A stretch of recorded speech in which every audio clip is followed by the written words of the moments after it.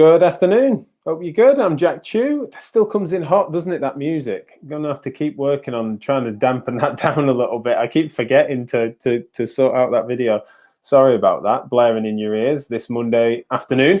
Really excited about this as being the first of a series of 5 shows in which I speak to my top 5 picks for the CSP's council elections, which are current, right? You can vote now.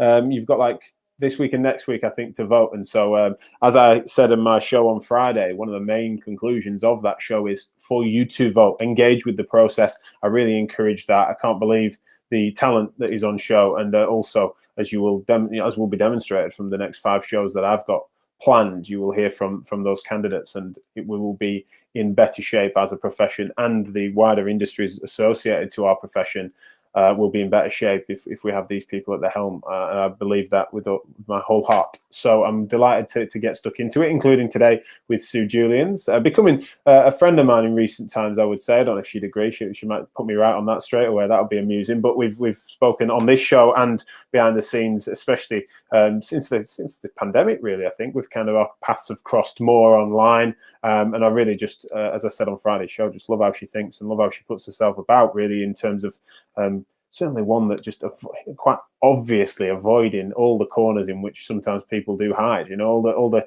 things that you might take the low-hanging fruit or to keep their head below the parapet. She just doesn't do that, and I admire that in every which way. And so I'm delighted to have got to know her, and therefore delighted that she's throwing a hat in the ring in this context. And so, without further ado, let me click a few buttons, and hopefully Sue can join me. So let's get rid of that frame, and let's then hopefully have Sue with me. Sue, can you hear me? Yes, Jack. Loud and clear. As I just warned the audience that you might put me right, but we've got to know each other, haven't we? In recent months, and so I was a bit giddy when you told me that you were putting yourself forward for this. What I want to just quickly give you a chance to do, though, is just introduce yourself to the listeners as to what it is you're running for and why. Okay, so obviously I'm running for CSP Council, and just a little bit of a background of my experience and what have you in physio. I qualified in 1990, so a long time ago. I've done a postgraduate sports diploma and a postgraduate master's. I worked for a time in the NHS, for the Army, for a rugby team. I've worked with professional dancers, professional footballers in my early career, but in my later part of my career, I worked with more kind of grumpy, I don't mean grumpy as in city workers, more sedentary workers. I'm more focused in on kind of spinal and chronic issues, etc., and workplace ergonomics, all that kind of stuff. And I started my own clinic from scratch in 2003 and bought the Barbican Clinic to move into in 2015. Where I've been ever since. So that's a little bit about my background. Why I wanted to put myself forward for council is really, there's a couple of reasons. One, I've got the time now to do it. My wee girls are a bit older. They're 11 and 13. The younger one's going off to senior school. They don't need me as much at home. And so with all the experience I've had in all the competing interests within our industry. So although, I haven't been in the NHS for a very long time, I do really feel that a lot of the things we fight are very similar. So with insurance underfunds private physio in the same way as funding underfunds NHS physio. So I think we've got more in common than more apart, really. And unfortunately, these two things have been a vicious cycle for such a long time where, you get away with doing this amount of physio and completely ignoring rehab and all other things that make people's lives so much better. And then the insurers say, well, they're not doing that, so we're just going to provide what they do, but just a bit faster. And then you end up, with this whole kind of competing thing where less and less and less physio is championed and available to patients. And we all know how brilliant the profession is and how much difference we make to people. And so I just felt quite passionately that, we need to change this cycle of less and less and less physio and make it kind of more accepted. as a valid medical intervention, really, rather than opioids and surgery and everything else. Sure. Yeah, absolutely. And just a quick point, because the audience, I noticed from social media, may well be more varied because of the nature of these shows. And so I just wanted to make sure that firstly, on a technical level, I want to ask you guys, if you're tuning in live, wherever it is you might find us, be that LinkedIn, Facebook, Twitter, etc., then you can post comments, and I will certainly be bringing those questions forward if they're questions or comments, and we'll bring them on screen. It's a very interactive show like that if you're new around here. But if you are listening after the fact, then the best way to get in touch is either, again, on comments of the recorded streams, or if you're listening on a podcast feed, then just email info@physio-matters.com, and that will reach us. But because of that, Sue, I just wondered your thoughts on the difference between some of the MSK-centric topics me and you have spoken about before, as well as that being sometimes where some of our passions lie. Just out of interest, why do you feel you're someone that is going to be someone that can be useful for the whole profession and will represent the whole profession as the new CSP's Council is structured? I think that one has to be honest. My experience is in one area. So my first thing to do would be to listen to what other sectors within our profession want and need. And I would want people, if I was going into something, I'd want to be engaging with people and saying, what's your thought on this? You're the person on the ground. Because what I really kind of feel is the need to have not a separated CSP Council and people on the ground doing something else. I want to be able to be approachable so people can tell me their thoughts. And if it is something that's outside of my knowledge base and what have you, which I would just want to engage with people and just say, okay, tell me what you want, what you think, what you need, so that I can represent them well, because I'm not going to know everything about every sector of physio. Of course. And do you then, by implication, do you feel that is somewhat been the status quo? Would that be a difference? Would that be a change then for a more approachable council and more connection between the grassroots, the shop floor, call it what you will, and council? Is that part of your critique? I don't have a sense. I don't really know anybody on the council at the moment. Now, that's probably my fault. Right. But I'm not aware of people that I can contact and say my piece to if I'm concerned about something. So, you know, again, it may well be my fault, but I just want to make sure that people who feel they have got something to say and want something said and want those views represented are able to email me or get in contact with me, or I'm able to reach out on social media and say, hey guys, what do you think about this?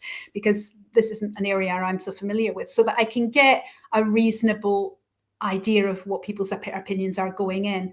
Because I think with any hierarchical, with anything with management and workers, theory and practice, there's too much division, isn't there? So unless you actually know what's going on the ground, how can you really represent people well? No, it's definitely a fair point. And so that outreach and approachability, it'd be a really smart move. And Joe's mentioning here about visibility being key. How do you feel we might be able to improve that then? What would be your key strategies to make that more? Because it's one of them things that we could be at risk of doing, isn't it? In that it sounds great in principle, but what in practice would you do? Well, the other thing, we've got to be careful we're not creating echo chambers either. So, you know, I wouldn't want to do it all on Twitter where only the people that agree with me follow me, sort of thing. But there needs to be a big attempt. So I'd be interested in other people's ideas on this. I mean, would it be something that I say, look, here's my email address, this is what we're talking about, can you retweet it? Or do I do it in a different way? Or do I meet with different groups and say, okay, what, you know, I'm happy to have a Zoom meeting with you guys about this, so that I just don't want to have an echo chamber kind of situation. I want to really make sure that I'm not just representing the loudest viewpoints. So I don't know, but I'm gonna give it a go, really. Yeah, well, exactly. I know it's someone, as someone who is one of those loud viewpoints, I suppose I'm not always the best person to answer that question. How do we reach the unreachables? Is often what I get asked. I think one of the things that's been interesting is that Unfortunately, the CSP's engagement rates with its members have been low, including, unfortunately, on voting for council. And so you've just ended up, even when they had a constitutional amendment change, which was quite significant and profound within the organisation, the engagement rates were low. And so it's just something that is a tough nut to crack. But equally, when that is difficult, it's important enough for us to try a number of different things, right? And to explore options and to really aspire to sort that out. And improve that approachability problem if we do feel there is one. As you said, it could well be on you, but I will admit I hear that time and time again. And also, despite being someone that thinks in public about this sort of stuff quite frequently, that has still been a problem that I've noted. And that approachability is something that, whilst has moved in the right direction, is something that I think we should all keep aspiring to correct for. One of the things that you mentioned in the first sentence of your second paragraph in your statement is, "We are undervalued." You've mentioned a little bit about why you feel that is, and you've used the example with regards to funding. And is that where it ends in terms of it being literal cash value put on our care? No, that's not what I meant. And you have to understand, and I'm sure all the other candidates will agree, that was 300 words. Yeah, I know, it's difficult. So you're having to condense it. I just think that for whatever reasons, I mean, we went from kind of a doctor-led to a management-led system of healthcare, and we haven't had allowed enough voice in whichever meeting room there is on this. And I think we need to get beyond, it's easier for a GP, for example, to prescribe anti-inflammatory drugs for arthritis than to access physiotherapy for it. And that's not their fault. That's just the way the system is with regards to wait lists and all those kind of things. And yet we can now see this brilliant body of research coming out about rehab programs for OA knee and the dropping of opioid use and the increase of lifestyle measures, etc. So I think that hopefully the tide will start to turn towards what we do, because it's also it's pretty, compared to everything else, it's pretty low cost. I think it's a no-brainer on a kind of funding point of view. It should be a no-brainer. So why isn't more of it financed? We're relatively cheap compared to drugs and surgery, really. So it's I think I wonder if we struggle from not being doctors or consultants in the same way as people are understood. This may be inaccurate, because let's face it, I'm old and it's been a long time since I've been in such a hierarchy. I'm at the top of mine. But it does feel like we are not considered equal, and our opinions are not considered equal to the people in the medical profession. And I think maybe that's wrong, but we need to have a stronger presence.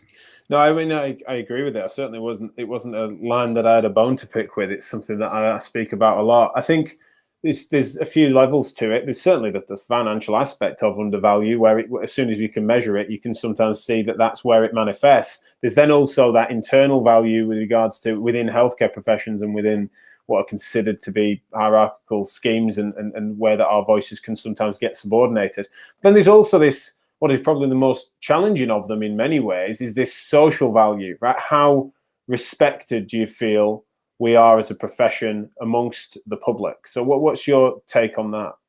I think the public value is hugely, actually. I don't think they undervalue us. I think that we just, and I think if we manage to show our outcomes rather better, and I think that's really the crux of the problem. Because it's so difficult to measure our outcomes, and everybody's doing it differently, and we've not been able to prove our worth in a way that funders understand. So in a way that you can calculate the cost benefit of doing this in the same way as you can for, say, a prescription of drugs or whatever. But I don't think the public undervalue us, but they will undervalue us if we to give them shoddy care, because we're only allowed to see them twice. Sure. The complex chronic conditions. So okay. You have the situation where, whichever, I'm going to go there. I'm going to go to the public-private, independent, should I say, independent sector, public sector type thing. Is that in the private sector, we see people a lot who haven't been allowed to have a decent course of physio in the NHS. Yeah. And so they come to us because they're still in pain. They've had 2 sessions of exercise and advice, and that's it, and not a lot of toing and froing. That's not a criticism of the physio, that's a criticism of the system. And in the private sector, of course, we have much more autonomy, much more freedom, much more independence, and that can lead to rogue practitioners treating your frozen shoulder 25 times with a bit of stretching and ultrasound. So we need to get our house in order as private practitioners to have these outcomes, and that's why physio first, the data for impact, the other MSK groups doing slightly something different, whether we're using PSFS, whether we're using this or that. If we can just get that right, then we can make sure that we understand each other. And the other thing is the advanced practitioner pathway. So on my little blurb, it says first contact practitioner. Now, that slightly changed after, because I did the first contact practitioner weekend, the first one, and I emailed them and I said, look, am I appropriate for this? I'm a private practitioner. I've got my MACP. I'm working as a first contact physiotherapist. And I completely misunderstood what that was, even with a bit of digging. So I'm not working as a triage MSK specialist at all. I'm working general as an outpatient physiotherapist. So that there is a slight amendment to my blurb in that, you know, I would want all of my guys, when the advanced practitioner pathway is sorted out, to do that pathway as a nice rubber stamp of quality. That's where I would want to go to show the quality of what I believe that we do for our patients. Yeah, I really like that. It's something that's come through whenever we've spoken, is that you are someone that wants to aspire towards what are credible credentials, both as a person and as a business, and then as for your staff. And the advanced practice roadmap that Health Education England have put forward is certainly one that does that. I think it's interesting that you've experienced that despite best efforts, there's still been misunderstandings within the litany of three-letter acronyms that we're all trying to understand and cope with. And there's some messaging that clearly needs to be improved around that. And you're obviously amongst it. I just want to make sure I don't forget to come back, though, to I don't know how much, you know, I'm glad that you feel this way. I'm not sure I agree with whether the public value us or not. I don't think we know. I think they don't understand necessarily what we do. I think it's a huge disparate variation in practice that also means that there's a variation in experience, which means there's a variation in perception. So I think that those that know of us, and especially those that know of us well from direct or familial experience, I think they do value us, but I think that the social perception of what we do is still a fascinating topic. I just wonder what your thoughts are on that.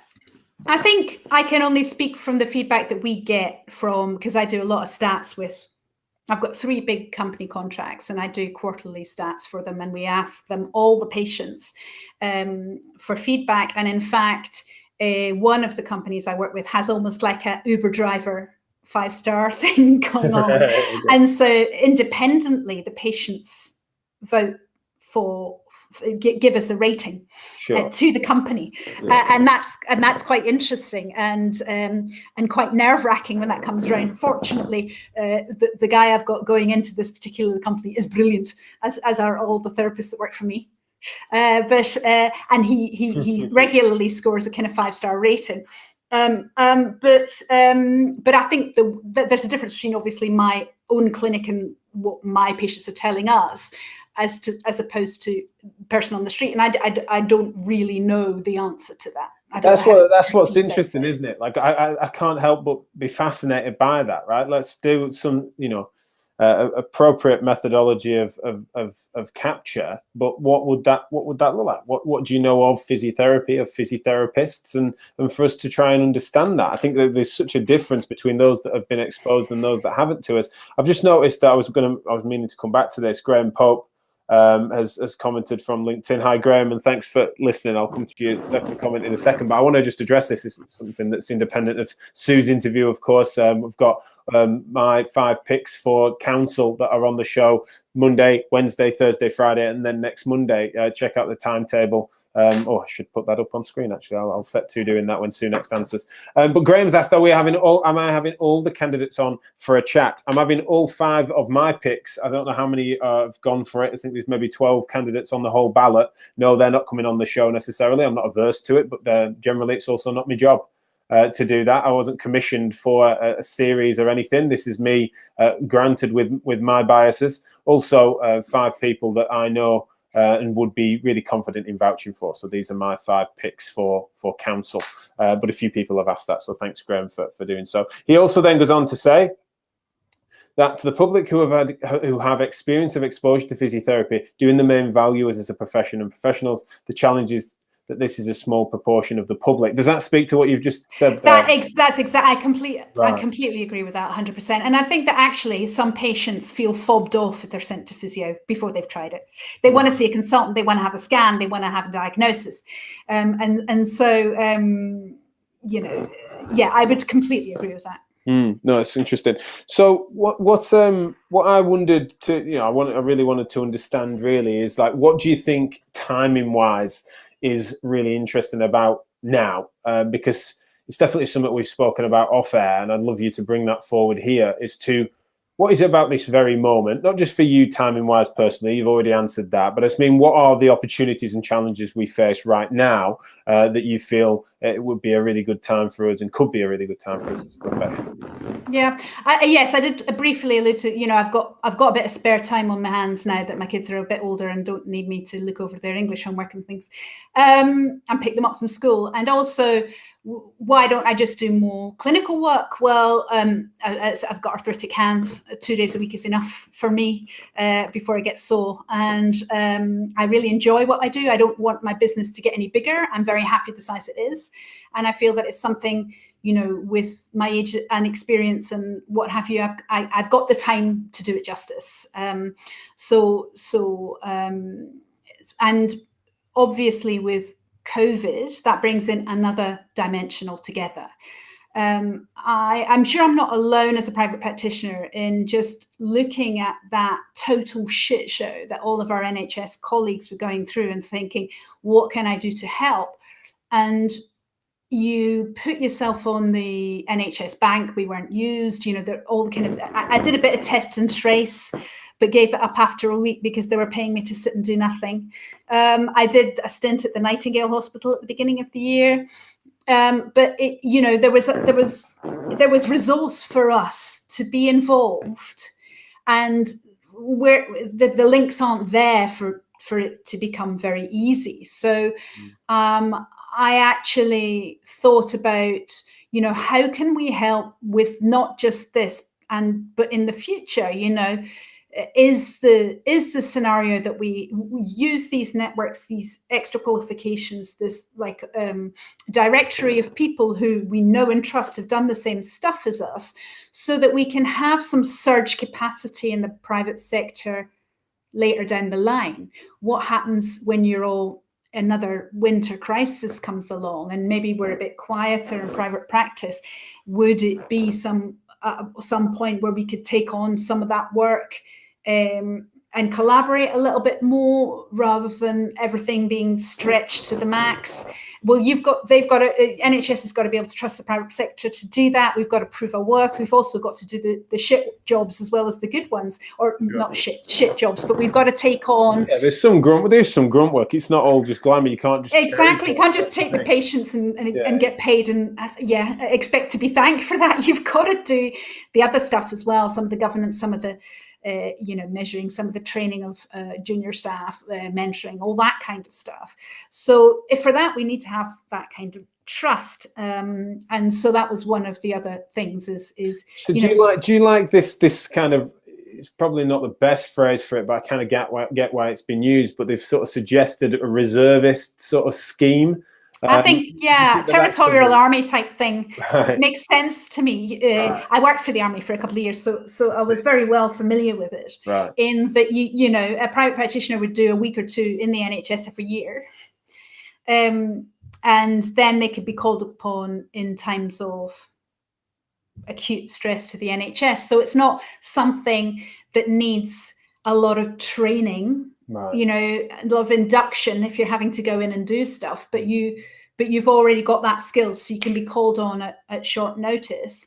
If, for example, we had something like this again, and we could actually go into hospitals, if we have the time to do that, etc., etc. And I think you'd find people willing to do that. I mean, we all like helping patients. We all went into this job for the same reason. And it's incredibly rewarding work, actually. So I think you'd have a load of people who wanted to do that and to be able to help out. But for that, it needs to be a little bit more integrated, really. Sure. I'm sorry to drag it personal to some degree, but what personal attributes do you feel you have that will well suit you to this role on council? I am a very independent thinker. I like to find out my own information. I'm quite thorough.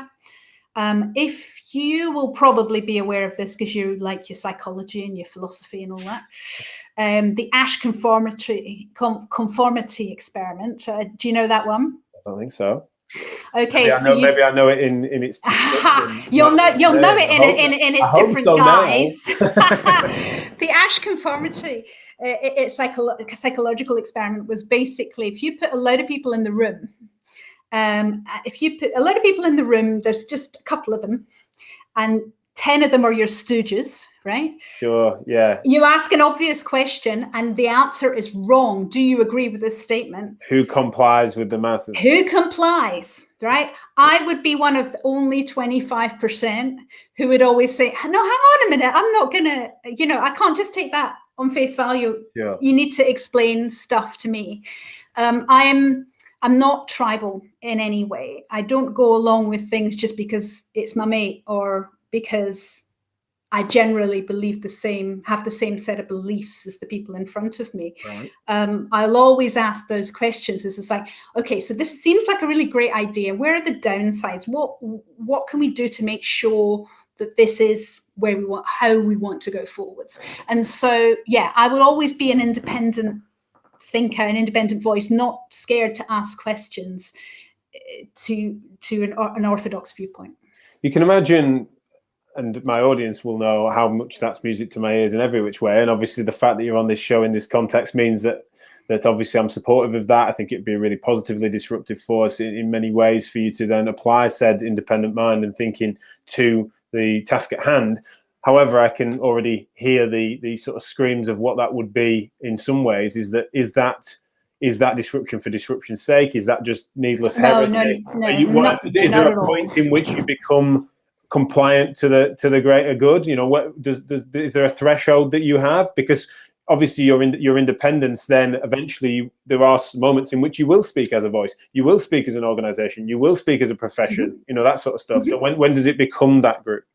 I'm not a contrarian. I'm not going to disagree for the sake of disagreeing, for the sake of being a pain in the ass. If I've got questions, I'll ask the questions, And if we have a situation where there's a majority viewpoint, of course, if I'm on the council, then I have to. You go along with the group decision.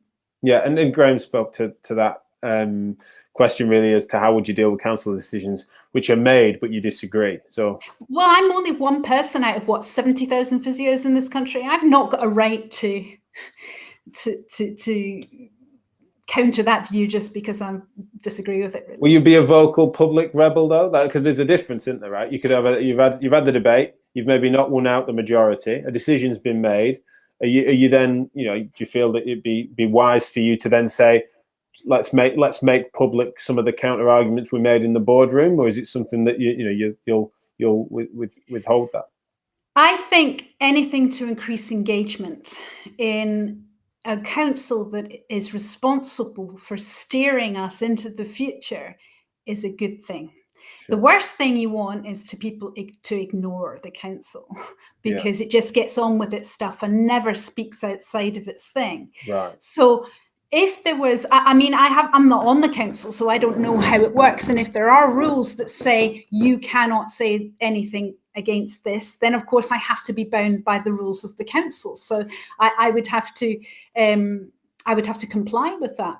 But I'd be keen if there was a discussion, if we were going for something, that I would represent all those views going in, including the countering views. If the decision has been made, then of course we have to go forwards and support that decision. But I want there to be a worthwhile conversation before the decision is made. Once the decision is made, that's it, it's done. I think that that's what's interesting, and one of the things that excites me about your candidacy really is that you're pro-transparency, pro-conversation, and also just someone that on the public communication side, you seem to be one that a person that across the piece of things wants the record to be where appropriate public, so that then people can understand what oohs and ahs and challenges have been overcome to the decision that has been made, so that it doesn't feel arbitrary, which is what is it, like I said, exciting for me. So thank you so much. I agree with Joe Turner, of course, here, who says best luck in the best luck in the election, Sue. Great candidate, and you absolutely are. Thank you so much for throwing your hat in the ring, and all the best with it. Of course, you've got our full backing, and you're certainly already on my ballot, and I'm sure many others. But yeah, and anything else we can do to help, just give us a shout. Tell people where they can find out a little bit more about you with regards to, say, social media, and how they can reach you if they have any further questions. Oh yeah, well, I'm SNJ_1970. Yes, I was born in 1970. That's my Twitter hashtag. And my clinic is Barbican Physio, if you want to check that out. Fantastic. Thank you very much, and we'll speak soon, no doubt. All right. Okay, thanks, Jack. All the best. Bye.